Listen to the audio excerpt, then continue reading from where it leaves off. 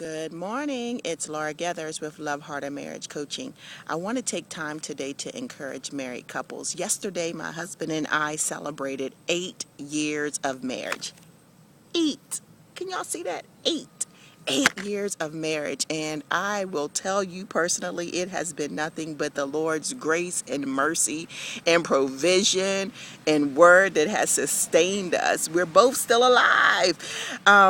And I just thank the Lord for that. And I have been bombarded with so many inboxes and DMs about marriages and wives and husbands who just want to quit. And I just want to encourage you to fight the good fight. I really want you to know that if you put your trust in the Lord, He will strengthen you to get through every season of your marriage. There are a couple of things a couple of nuggets I really want to drop into your spirit this morning. The first thing is, do not compare your marriage to anyone else's. Don't do it. Because you can be comparing your rough season to somebody's good season. The truth is, every single one of us are going to go through trials and tribulation in marriage. You have two people who were raised completely different, coming together, trying to build something together. That is challenging.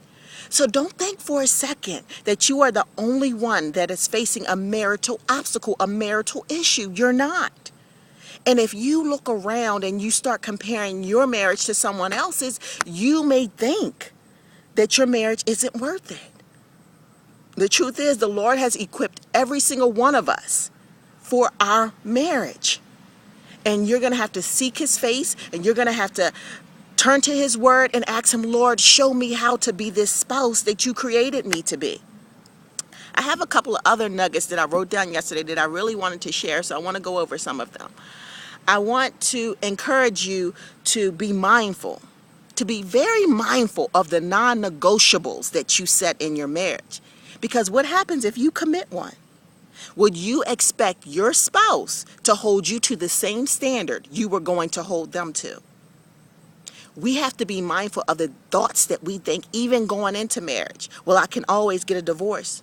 Remove that from your mind. No, I am going into this believing that the Lord has equipped and prepared me for this. And whatever I face in this marriage, the Lord is going to strengthen me. He's going to help me persevere and endure to the end. Take divorce as an option off the table. Now, this is not to say, oh, you divorce, you better not get one. I don't encourage people to get divorces. I encourage you to seek the Lord. I encourage you to get counseling. But I'm saying, don't let divorce be that first option for you. Because if so, it's more likely to happen. Go into marriage with the mindset that the Lord is going to strengthen you and sustain you and equip you with every tool that you need so that you can have the marriage that He created and designed you to have. The next thing I want to encourage you to do is to withhold your tongue and not your affection. Too many times when we're in arguments or we have disagreements in our marriage, we want to spit off whatever we want to out of our mouths. And then we want to withhold affection. We want to withhold intimacy. And that is wrong. If anything, we need to withhold this tongue. We need to shut this mouth.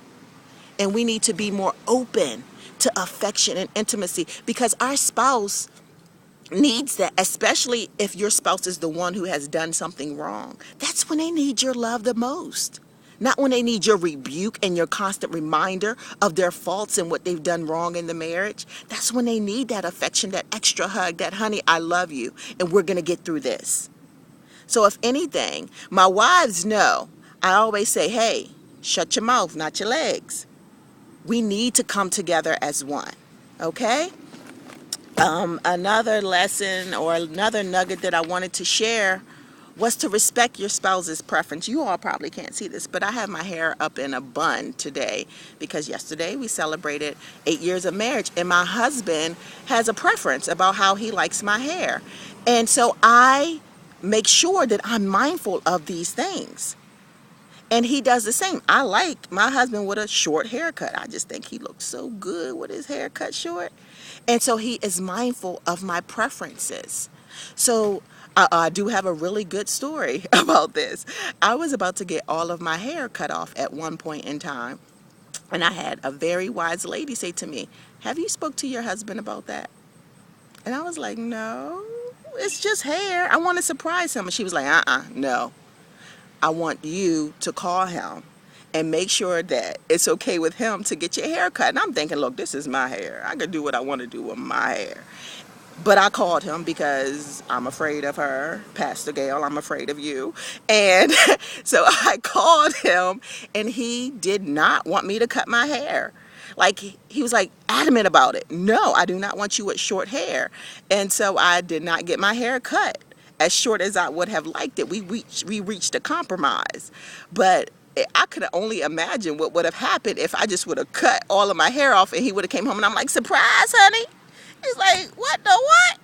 I don't like that. And then he has to look at me because my husband will look at me more than I look at myself unless I'm vainin in the mirror all the time. He's going to look at me more than I'm going to look at myself. So just be aware of your spouse's preferences and respect them, okay? Take care of yourself. That's another nugget that I would really want to share with everyone. Take care of yourself. It builds your confidence and it's going to make your marriage better. Don't just let yourself go. Take care of your health. Take care of your mental stability. Take care of your spiritual stability. Just take care of yourself all the way around, and it will make you a better spouse for your spouse. And lastly, condition your heart to forgive. You're going to have to forgive your spouse over and over and over. And if you aren't conditioning your heart to be in a position to forgive, you won't. The fact is, your spouse is learning their position in your marriage, just like you are. Too many times, we want them to come as the full package, but we want to make excuses for our faults. "Oh, I'm still growing. I'm still learning." Well, guess what? So are they. They're still growing. They're still learning. And you have to be willing to show them the same grace that you show yourself, the same grace that you want them to show you.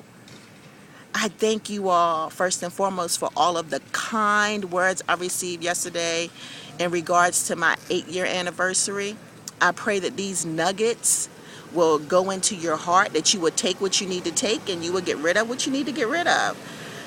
But I pray most importantly that the Lord will sustain you and equip you for your marriage. Your marriage is truly worth fighting for. Don't you quit and don't you give up because you think you're not made for this, because you think that I'm not happy, so this isn't for me. No. Choose joy. The joy of the Lord will be your strength. Choose to rest in his promises and in his word. And watch him sustain you. And watch him equip you for your marriage and not anyone else's. This is Laura Gathers with Love Heart and Marriage Coaching. Be blessed.